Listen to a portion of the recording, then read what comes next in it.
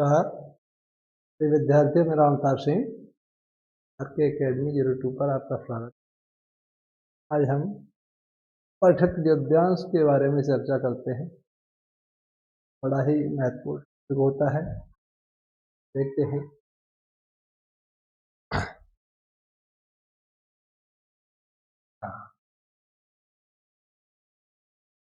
गद्यांश दिया हुआ है, जो तरुण संसार के जीवन संग्राम से दूर है।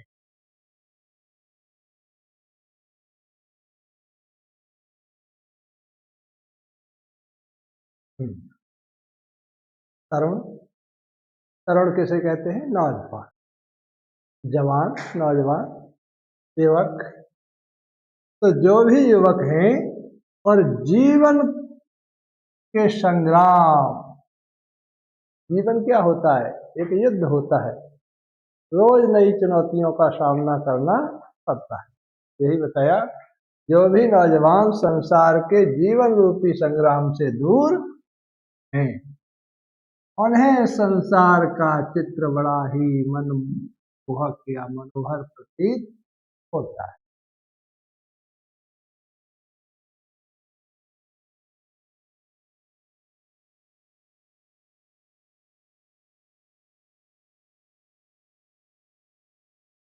कैसा प्रतीत होता है? मनोहर, बहुत ही अच्छा लगता है। जो वृद्ध, जो बूढ़े हो गए हैं, जो अपनी बाल्यावस्था और तरुणावस्था से दूर हट आए। क्या बताया? जो बूढ़े हो गए हैं, वृद्ध हैं, वो अपनी जवानी और बचपन दोनों ही छोड़ करके आ गए हैं, दोनों ही बिता चुके हैं। उन्हें अपने अतीत काल की स्मृति सुहावनी लगती है, बड़ी सुखद लगती। अतीत काल की, बीते हुए जीवन की यादें बहुत ही अच्छी लगती हैं। जो वृद्ध हो गए, वो अपने बचपन को छोड़ करके जवानी में आए और जवानी को छोड़ करके बुढ़ापा आ गया उनके पास। तब उनको क्या अच्छा लगता है?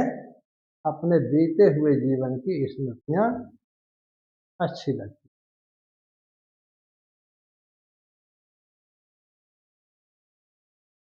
वे अतीत का ही स्वप्न देखते रहते हैं।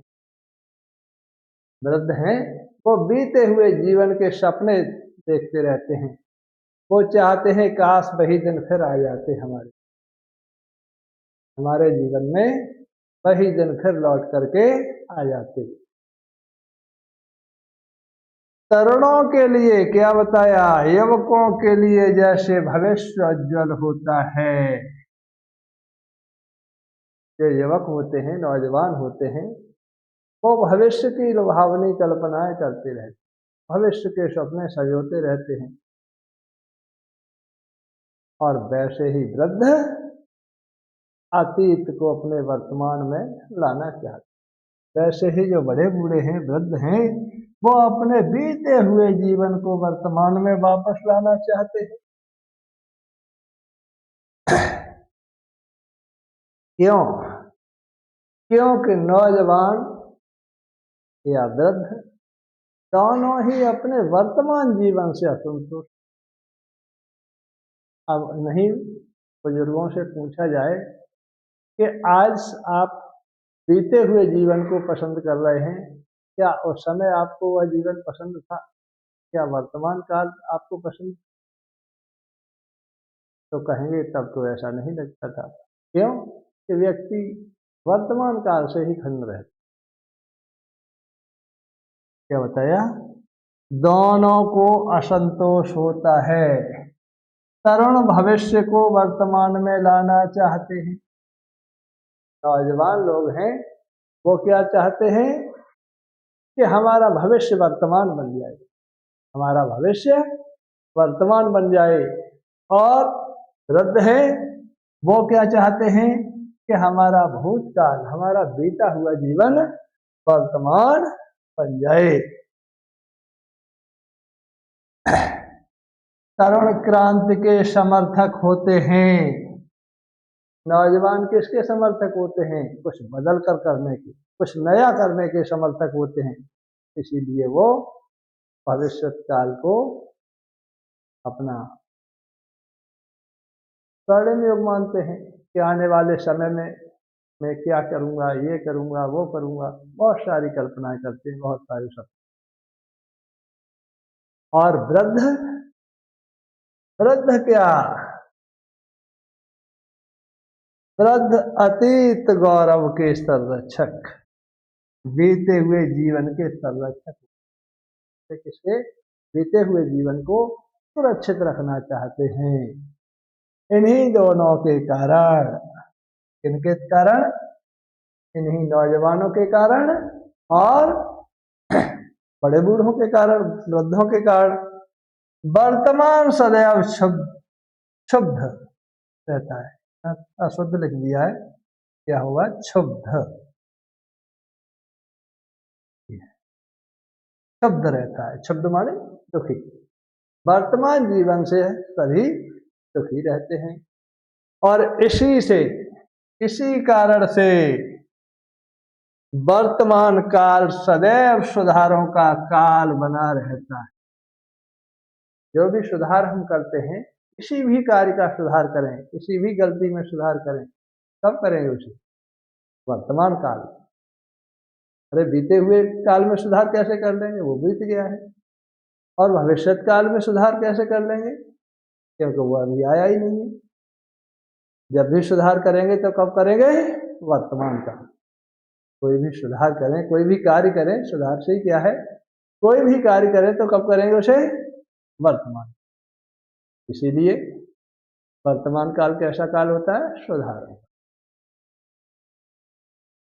हाँ, अब देखिए गद्यांश के बारे में मैंने आपको समझाया है। अब इस पर आधारित प्रश्नों को लिखना है। प्रश्न क्या कहते हैं, तो सबसे पहले मैं स्टार्ट करता हूँ।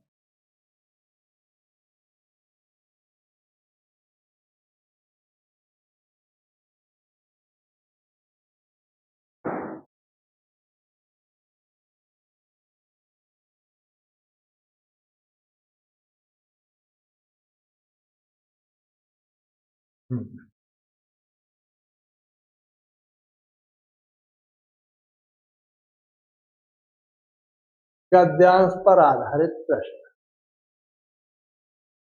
पहला प्रश्न कह रहा है कि गद्यांश के पाठ और लेखक का नाम लिखिए, अर्थात गद्यांश का संदर्भ लिखिए। तो मैं समझता हूँ कि आपको भी समझ में आया होगा किस पाठ से लिया गया है। क्या लिखूं पाठ, पाठ का नाम क्या है, क्या लिखूं।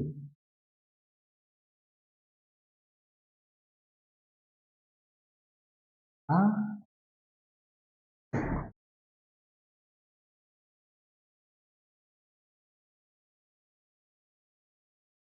इस पाठ के, इस निबंध के लेखक कल भी मैंने बताया था, उसी पाठ से है ये लेखक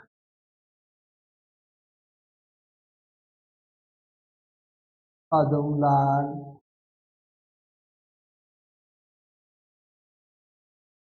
पुन्नालाल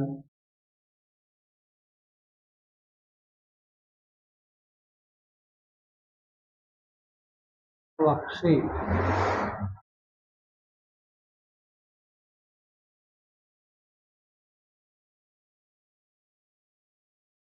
तो समझ में आया गद्यांश क्या लिखूं पाठ से अवतरित है और इसके लेखक पद्मलाल पुन्नालाल बख्शी।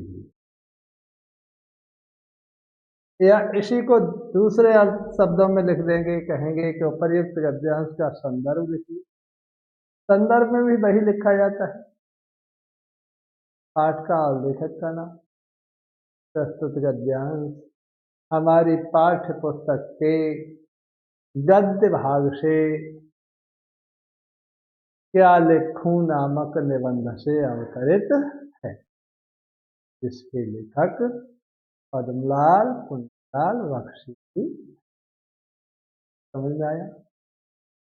प्रस्तुत गद्यांश हमारी पाठ्यपुस्तक के गद्य भाग से क्या लिखूं नामक निबंध से अवतरित है, जिसके लेखक पद्मलाल पुन्नालाल बख्शी, ये हो गया। देखिए अब दूसरा प्रश्न है, रेखांकित अंश की व्याख्या कीजिए। तो हमें कौन से भाग की व्याख्या करनी है, जिसके नीचे रेखांकित है। तो वहीं कर चलते हैं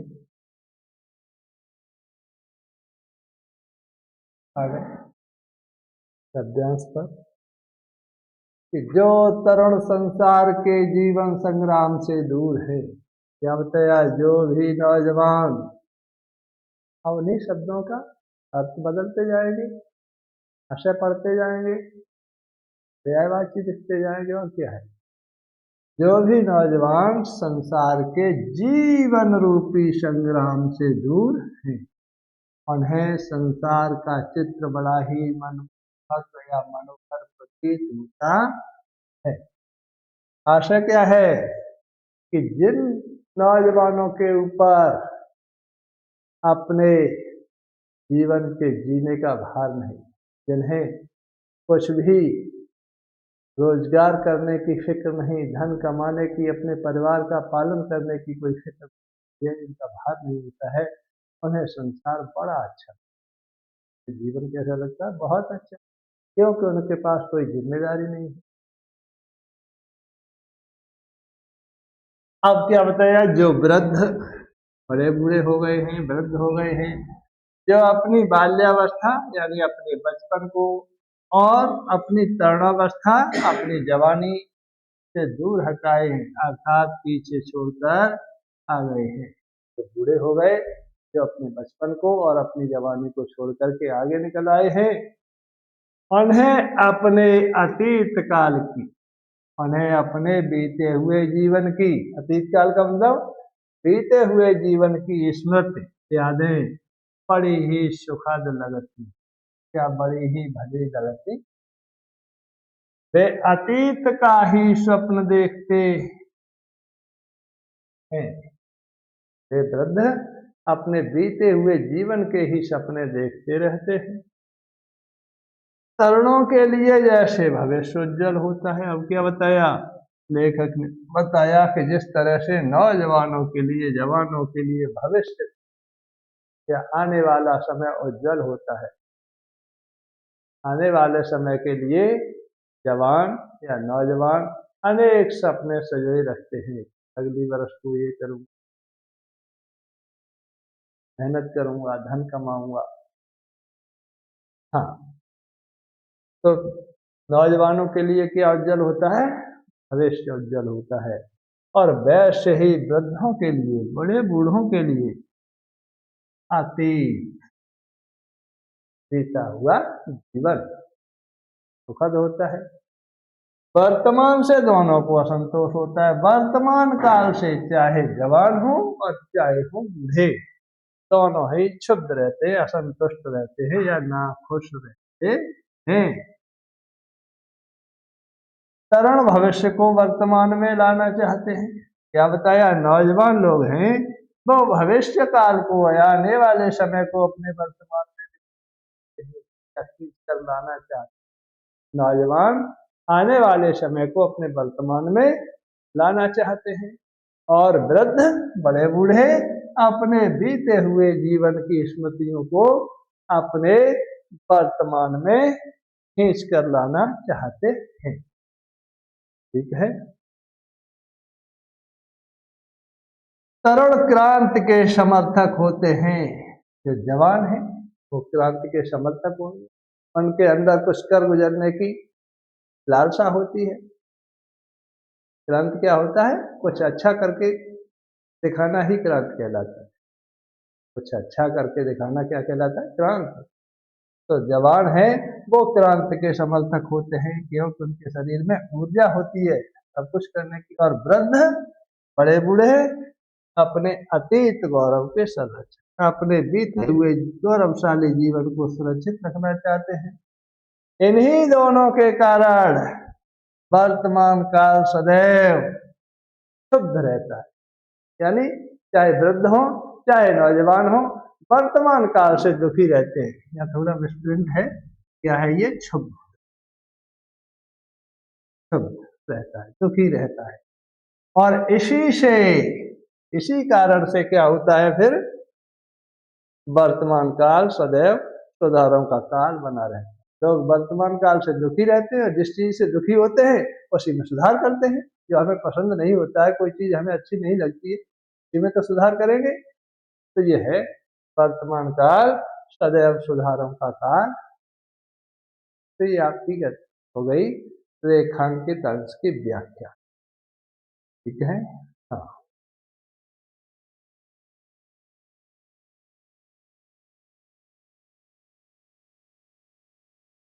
अब अगला प्रश्न देखते हैं। अगला प्रश्न है, जीवन संग्राम का आशय स्पष्ट कीजिए। जीवन संग्राम का आशय बड़ा सरल बात है कि जीवन जीने के लिए अनेक विपत्तियों का सामना करना पड़ता है, और विपत्तियों का, संकटों का सामना करना, विघ्नों से लड़ना, यही होता है जीवन का संग्राम। ठीक है, संकटों का निवारण करना, विपत्तियों का, आपत्तियों, मुसीबतों का निवारण करना ही क्या कहलाता है, जीवन संग्राम। वृद्ध और तरुण दोनों अपने वर्तमान से क्यों असंतुष्ट रहते हैं। क्या बताया, प्रश्न पूछ रहा है कि वृद्ध और तरुण दोनों अपने वर्तमान से क्यों असंतुष्ट रहते हैं। हाँ, तरुण इसलिए अपने वर्तमान जीवन से असंतुष्ट रहते हैं क्योंकि वो क्रांति के समर्थक होते हैं और उनके लिए भविष्य उज्जवल होता है। वो भविष्य के लिए लुभावनी कल्पनाएं करते हैं, इसी कारण वर्तमान जीवन तरुण है, वो भविष्य को उज्जवल समझते हैं। क्यों? क्योंकि वो क्रांति के समर्थक होते हैं, कुछ कर गुजरने की, कुछ करने की उनके अंदर जिज्ञासा होती है, हौसला होता है उनके अंदर, साहस होता है कुछ करने के लिए, इसलिए वो भविष्य के सुनहरे सपने देखते हैं। अतः वर्तमान जीवन से क्षुब्ध। अब वृद्धों की बात करते हैं। वृद्ध, वृद्ध क्यों? क्योंकि वृद्धों के शरीर में कुछ करने की ऊर्जा नहीं होती, वो विश्राम करने के योग्य हो जाते हैं, इसीलिए वो अपनी युवावस्था में जिस प्रकार से उन्होंने जीवन जिया है उसे वो पसंद करते हैं। जैसे कि युवावस्था में उन्होंने जो जीवन जिया है उसे पसंद करते हैं। क्यों? कि जब बूढ़े हो जाते हैं, वृद्ध हो जाते हैं, उस समय वो पराश्रित, और पराश्रित जीवन से तो सभी दुखी होते हैं, चाहे कोई भी। इसीलिए अतीत गौरव का संरक्षण करने के लिए वृद्ध अतीत को वर्तमान में लाना चाहते। तो वृद्ध वर्तमान से क्यों असंतुष्ट होते हैं? कि वृद्धों का वर्तमान जो काल होता है वो उनके लिए पराश्रित काल होता है, और वैसे भी कहा जाता है कि पराधीन सब ही कर विचार देखो मन। तो वृद्ध उस समय कैसे होते हैं? पराश्रित होते हैं, हाथ पैरों से, शरीर से, हर तरीके से। इसीलिए अपने बीते हुए जीवन की सुखद स्मृतियों को अपने वर्तमान में लाना चाहते हैं। वृद्धों और युवाओं की सोच का मूलभूत अंतर क्या है? वृद्धों और युवाओं की सोच का मूल अंतर, मुख्य अंतर क्या है? वृद्धों की सोच क्या होती है? वृद्धों की सोच होती है अतीत, यानी बीते हुए जीवन को सुरक्षित बनाना, बीती हुई चीजों को, अपनी प्राचीन परंपराओं को सुरक्षित बना करके रखना। क्या बताया कि वृद्धों की सोच क्या होती है? कि बीते हुए जो विचारधाराएं हैं, प्राचीन काल की जो विचारधाराएं हैं, हमारे कुल की, हमारे देश की, हमारे परिवार की, हमारी जाति की, वो परंपराएं हमारी सुरक्षित, हमारा बीता हुआ जीवन सुरक्षित बना रहना चाहिए। और तरुण तरुण क्रांति चाहते हैं। तरुण क्या चाहते हैं? क्रांति, बदलाव चाहते हैं। क्रांति का मतलब बदलाव। क्यों? वो बदलाव क्यों चाहते हैं? कि उनके शरीर में ऊर्जा होती है, कुछ करने की सामर्थ्य होती है, इसीलिए वृद्ध और तरुण इसी कारण से अंतर रखते हैं। मूलभूत अंतर क्या है? कि वृद्ध शरीर से कुछ करने में असमर्थ होते हैं, जो उन्होंने अपने बीते हुए जीवन किया है उसी को वो धरोहर के रूप में वर्तमान में लाना चाहते हैं। और नौजवान नौजवान अपने भविष्य काल में कुछ क्रांति करने के लिए सपने सजोते हैं। यही वृद्ध और तरुणों की सोच का मूलभूत अंतर है। ये अथवा में दिया है, तरुण और वृद्ध के दृष्टिकोण, सोचने समझने का नजरिया में क्या अंतर है? तरुण और वृद्धों के दृष्टिकोण में क्या अंतर है? तो वही बताया कि दृष्टिकोण क्या है। तरुणों का दृष्टिकोण क्या है? वो हर कार्य में बदलाव चाहते हैं, कुछ नयापन देखना चाहते हैं, कुछ नया कर गुजरने की सामर्थ्य होती है, इसलिए वो कुछ नया चाहते हैं। जबकि वृद्ध वृद्ध शरीर से लाचार हो जाते हैं, शरीर से कमजोर हो जाते हैं, तो वो उनके अंदर कुछ नए करने की सामर्थ्य नहीं होती है। वो अपने पुराने किए हुए कार्यों को या पुराने जिए हुए जीवन को ही वर्तमान चाहते। अगला प्रश्न है, वर्तमान काल सुधारों का काल कैसे बना रहता है? वर्तमान काल सुधारों का काल कैसे बना रहता है? तो इसका मुख्य उत्तर यही है कि सबसे पहले तो हम न तो किसी भूतकाल में कुछ सुधार कर सकते और न भविष्य काल में। कब करेंगे? जब भी हम कोई कार्य करेंगे तो वो काल कौन सा होगा? वर्तमान का। जब कार्य करते हैं तो वो काल कौन सा होता है? वर्तमान। चाहे कोई सुधार करे और चाहे कोई बुरा करे, गलत करें, अच्छा करें या बुरा करें, उसे करेंगे कब? वर्तमान में। वर्तमान से दोनों असंतुष्ट होते हैं, चाहे वो वृद्ध हो और चाहे हो तरुण। और जिस चीज से हम असंतुष्ट होते हैं उसी में सुधार करते हैं। जिससे हम खुश हैं तो उसमें सुधारने की आवश्यकता क्यों नहीं है? सुधार किस में करेंगे? जैसे हम नाखुश होते हैं तो वृद्ध भी नाखुश होते हैं वर्तमान से, और वर्तमान से ही तरुण नाखुश होते हैं। इसीलिए वर्तमान काल में ही सुधार किए जाते हैं। अतः हम कह सकते हैं कि वर्तमान काल ही सुधारों का काल होता है। ठीक है। लेखक ने वर्तमान काल को सुधारों का काल क्यों कहा है? ठीक है कि हम दूसरे किसी काल में कोई सुधार कर ही नहीं सकते, ना तो भूतकाल में कोई सुधार कर सकते हैं और न ही भविष्य काल में। ना तो भूतकाल में कोई कार्य कर सकते हैं, जब भी कार्य करेंगे तब वो काल कौन सा होगा? वर्तमान काल ही। और न ही भविष्य में कोई कार्य कर सकते हैं। जिस दिन कहेंगे हम परसों, परसों क्या है? भविष्य काल है। परसों कार्य करेंगे, जब परसों आएगी तब वो वर्तमान हो जाएगा। तभी तो करेंगे, कार्य करेंगे तब वो वर्तमान हो जाएगा।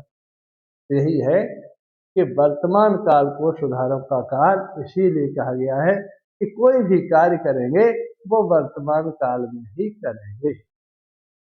अगला प्रश्न है, वर्तमान सदैव शुद्ध क्यों बना रहता है? या फिर से मिस्टेक कर दिया है, शुद्ध। वर्तमान दुखी क्यों बना रहता है? कि वर्तमान में ही हमें सब कुछ करना होता है। करेंगे तो हम वर्तमान में ही, और जब हम करेंगे, किसी भी कठिनाई का सामना करेंगे, कब करेंगे? वर्तमान में। किसी भी समस्या का समाधान करेंगे तो कब करेंगे? वर्तमान में। जिसमें हम समस्याओं में उलझे रहेंगे उसमें कैसे रहेंगे? क्षुब्ध रहेंगे। जहाँ समस्याएं हमारे सामने होंगी तो हम कैसे रहेंगे? क्षुब्ध।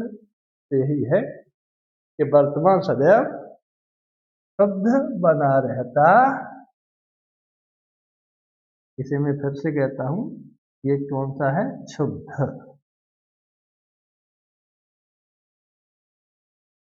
तो इस प्रकार से ये एक गद्यांश हो। अब हम अगले गद्यांश की तरफ चलते हैं।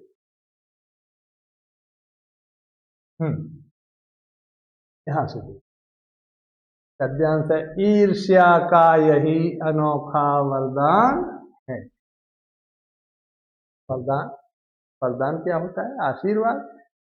ईर्ष्या का यही एक अनोखा, अनोखा विचित्र आशीर्वाद है कि जिस मनुष्य के हृदय में ईर्ष्या घर बना लेती है या जन्म लेती, वह उन चीजों से आनंद नहीं उठाता जो उसके पास मौजूद है।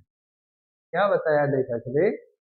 लेखक ने बताया कि ईर्ष्या का यही एक वरदान है, यही आशीर्वाद है कि वह ईर्ष्या जिस किसी के भी हृदय में स्थान बना लेती है या जन्म लेती है, वो उन वस्तुओं से सुख या आनंद प्राप्त नहीं करता जो उसके पास हो, बल्कि क्या करता है फिर? बल्कि उन वस्तुओं से दुख उठाता है जो उसके पास नहीं है, किसी दूसरे के पास। समझ में आया? दूसरे की वस्तुओं से क्या उठाता है? वो दुख उठाता है। दूसरे की समृद्धि से दुख उठाता है। दूसरे की समृद्धि से क्या करता है? दुख उठाता है। वह अपनी तुलना दूसरों के साथ करता है।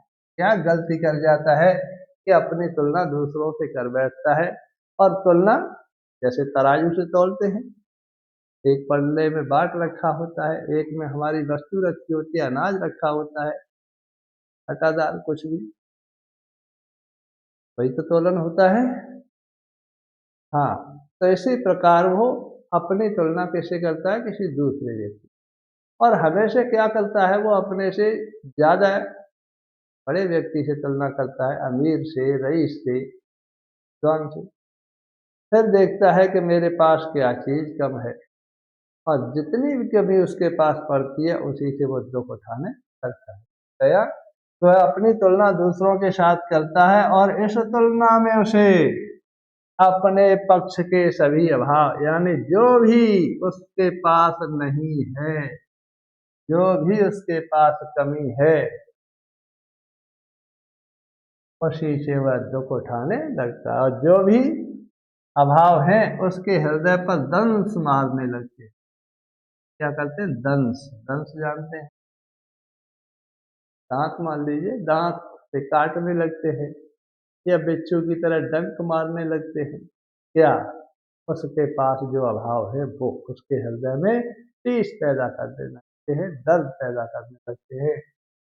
हाँ, और दंश के इस दाह को भोगना कोई अच्छी बात नहीं। क्या बताया? अभावों के द्वारा दंश के इस दर्द, इस दुख को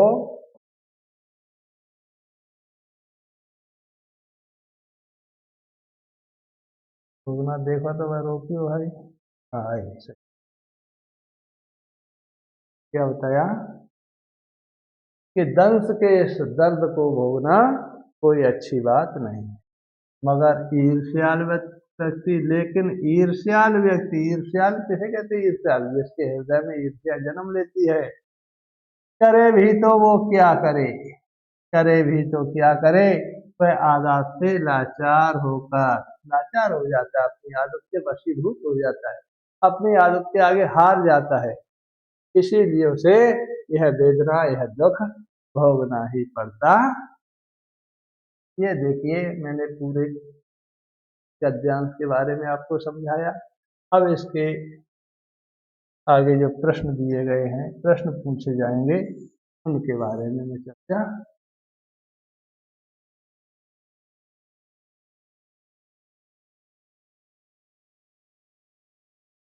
हम्म। प्रश्न देखते हैं। तो नॉर्मली पहला प्रश्न क्या होता है, पाठ का नाम या लेखक का नाम, या फिर गद्यांश का संदर्भ लिखिए। तो मैं पाठ का नाम भी बता ही देता हूँ आपको, क्या है पाठ का नाम।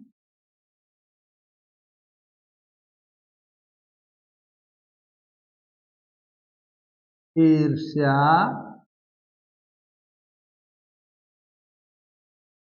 तो न गई मेरे मन से, मन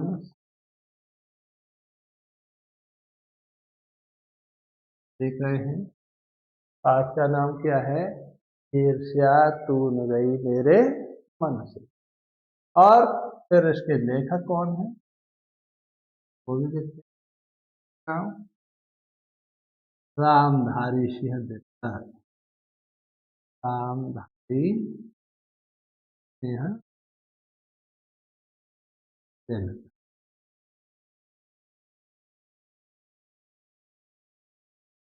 दिनकर देखिए, दिनकर को हमने किस तरह लिख दिया, यहाँ पर एक चिन्ह लगा दिया।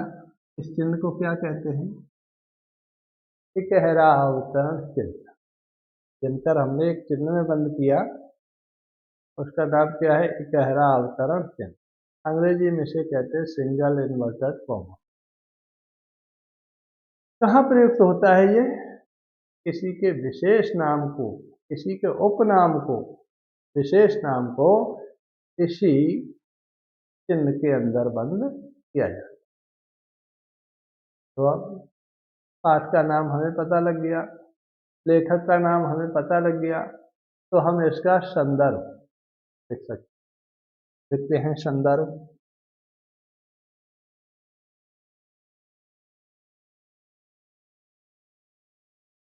प्रस्तुत गद्यांश, प्रस्तुत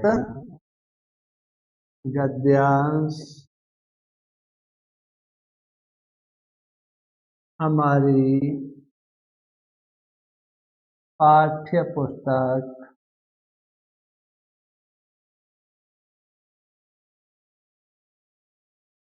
के गद्य भाग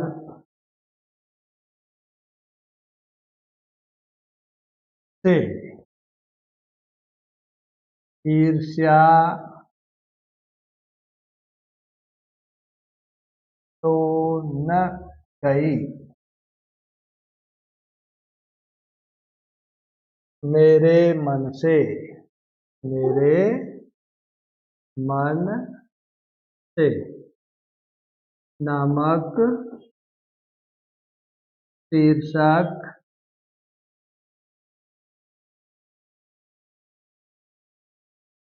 पाठ से लिया गया है, लिया गया है,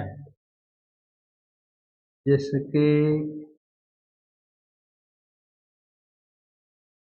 लेखक रामधारी सिंह दिनकर हैं। सिंह दिनकर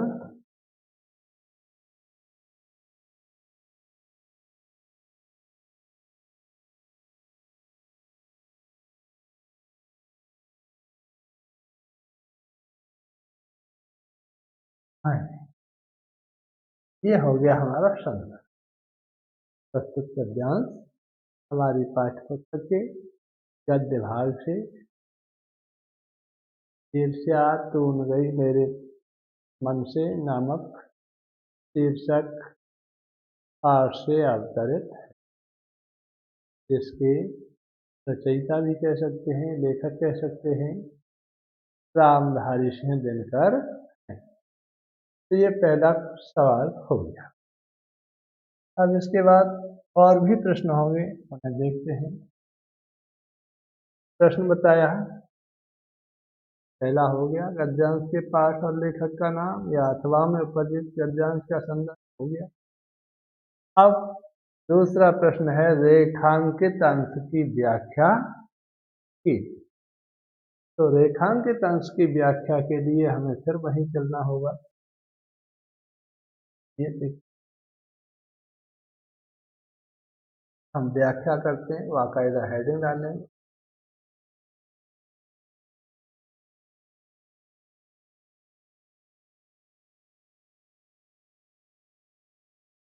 हाँ, ईर्ष्या का यही अनोखा वरदान है। कहेंगे लेखक का कहना है कि ईर्ष्या का यही विचित्र वरदान है या आशीर्वाद है कि वह जिस भी मनुष्य के हृदय में घर बनाती है या जन्म लेती है, वह व्यक्ति उन चीजों से आनंद नहीं उठा पाता है जो उसके पास होती। क्या बताया कि ईर्ष्या जिस किसी के भी घर में स्थान बनाती है, हृदय में स्थान बनाती है, वह व्यक्ति क्या करता है कि अपने पास की अपनी निजी वस्तुओं से आनंद या सुख हो, बल्कि क्या करता है, वो अपनी तुलना अपने से किसी अमीर, रईस, शक्तिशाली, ओहदेदार व्यक्ति से करने लगता है। और ऐसी तुलना करने पर क्या होता है, उसके पास जिन जिन चीजों की कमी पड़ती है, अभाव होता है, और वही अभाव उसके हृदय पर दंश करने लगता है, वही अभाव उसके हृदय को कचोटने लगते हैं। समझ में आया? यह है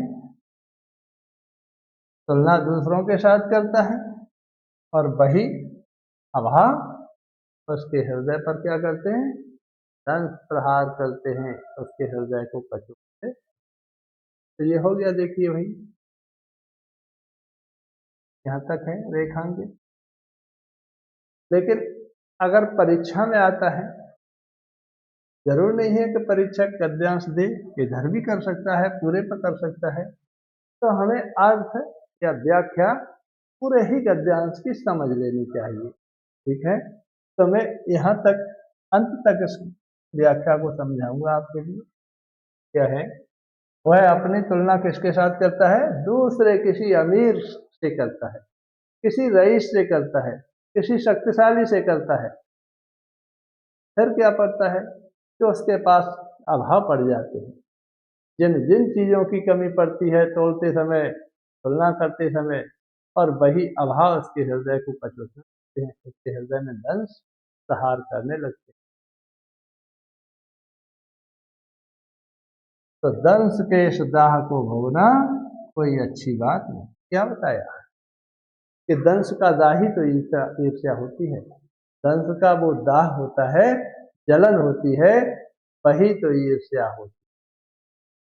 क्या, मगर ईर्ष्याल व्यक्ति करे भी तो क्या करे वो, क्या करे वो, अपनी आदत से लाचार हो जाता है, या सीधा कहें कि अपनी आदत का गुलाम हो जाता है, अपनी आदत का दास हो जाता है। वो अपनी आदत को नहीं सुधार पाता और निरंतर ही ऐसी वेदना, ऐसे दुख को भोगता ही रहता। तो ये देखिए, हो गया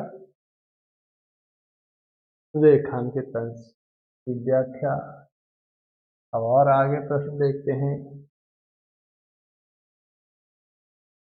ईर्ष्या का अनोखा वरदान क्या है? ईर्ष्या का अनोखा वरदान क्या है? ईर्ष्या का अनोखा वरदान है कि वह जिस किसी के भी हृदय में जन्म लेती है, वह उसी को दुख देती। यह अनोखा वरदान क्या है कि ईर्ष्या जिस भी मनुष्य के हृदय में जन्म लेती है, उसी को वो क्या करने लगती है, उसी को फिर दुख देती रहती, उसी को सताती है। क्यों सताती है? कि वो अपने पास जो वस्तुएं होती हैं उनसे सुख या आनंद नहीं उठाता, बल्कि दूसरे लोगों की अच्छी अच्छी वस्तुएं, उसके सुख, उसके ऐश्वर्य के कारण कष्ट भोगने लगता। यह है ईर्ष्या का फलदान। अब अगला देखिए घाघरी, ईर्ष्यालु व्यक्ति के हृदय पर कौन सा दंश मारता रहता है? कौन दंश मारता है? कि अपने पक्ष के अभाव। जब वो ईर्ष्यालु व्यक्ति किसी दूसरे व्यक्ति से तुलना करता है, उसकी धन से, संपत्ति से, उसके गुण से, ऐश्वर्य से, शान शौकत से, तब उसके पास जो अभाव पड़ते हैं, उसके पास जिस चीज की कमी रहती है, वही अभाव उसके हृदय पर दंश मारते हैं। ठीक है। अगला प्रश्न, लेखक के अनुसार क्या अच्छी बात नहीं है? लेखक के अनुसार इस ईर्ष्या के द्वारा जनित अभावों का दंश प्रहार के कारण कष्ट भोगना अच्छी बात नहीं। क्या बताया? दंश का दाह भोगना अच्छी बात नहीं है। लेखक के अनुसार क्या अच्छी बात नहीं है? दंश का दाह भोगना, दंश का कष्ट भोगना अच्छी बात। अगला प्रश्न है, मनुष्य दुख क्यों भोगता है? मनुष्य दुख क्यों भोगता है? क्योंकि वह अपनी तुलना किसी अमीर से करता है, अपने से अधिक अमीर से करता है, और फिर उसके पास जो अभाव होते हैं, उसके पास कमी पड़ती है, उसी के कारण वो क्षुब्ध रहता है, ईर्ष्या तो हो जाता है। और जैसे ही वो ईर्ष्याल होता है, तो फिर उसके अभाव उसके हृदय पर दंश प्रहार करने लगते हैं। अपनी वस्तुओं से सुख न उठा करके दूसरे की वस्तुओं से दुख उठा, अपने सुखों से सुख न उठा करके और दूसरे के सुखों से दुख। तो यही है आपके गद्यांशों के प्रश्न और उत्तर का समाधान हो गया। हाँ, आप निरंतर वीडियो देखते रहिए, प्रतिदिन आपके पास कोई न कोई अच्छी सी वीडियो आती रहेगी। वीडियो को लाइक करना, अपने अन्य साथियों को शेयर करना आपकी जिम्मेदारी बनती है, करनी चाहिए, ताकि दूसरे साथी उसका लाभ ले सकें। जय भारत।